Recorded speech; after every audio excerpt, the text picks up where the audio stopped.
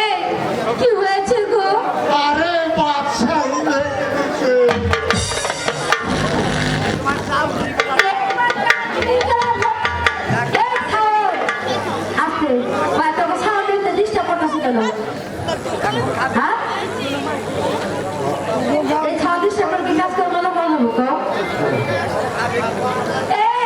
এখন কি করে খাবে? আমার কালো মেয়ে আছে, তাই সে থাকতে তো আমার কোনো কিছুই আমার হবে না। পেটে নেই ভাত, ঘরে চাল ডাউন কিছুই নেই, শুধু কালো মিয়া কালো মিয়া কালো মিয়া। আরে শোনো কিন্তু, কি আছে? আমি আর এই দেশে থাকছি না। আমার বাচ্চাদের দেশে গেছে, আমিও সেখানে চলে যাবো। ভাত কাপড় দিতে পারে না? তো আমার ঘরে চলে আসতো। হ্যাঁ। ও তো একেবারে চুরিয়ে যায়। তুমি এখন এমন কথা বলো না।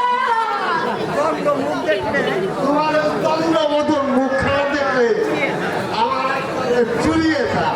আরে মরি মরি মরি মরি, এসে কথা শুনে একেবারে মরি।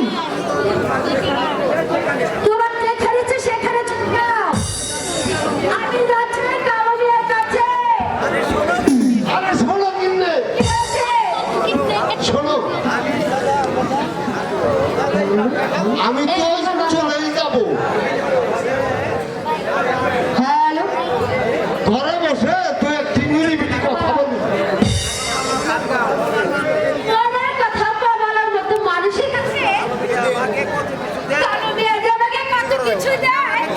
তুমি আমাকে কি দিয়েছো?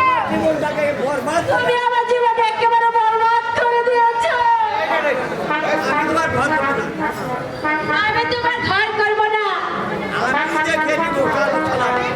আমি দেখে নিব ওই কালো শালাকে কেমন ভালোবাসে তোমাকে। ওই শালাকে আমি ধরবো। এই, তুমি কোথাও কিছুই বলবে না। এই আমি তোমাকে বলে রাখলাম, তাহলে না তোমার কপালে ওই মুদ্রা হলো আছে। দেখছাও দেখছাও দেখছাও মহিলার ভাবটা কি? হ্যাঁ? হ্যাঁ?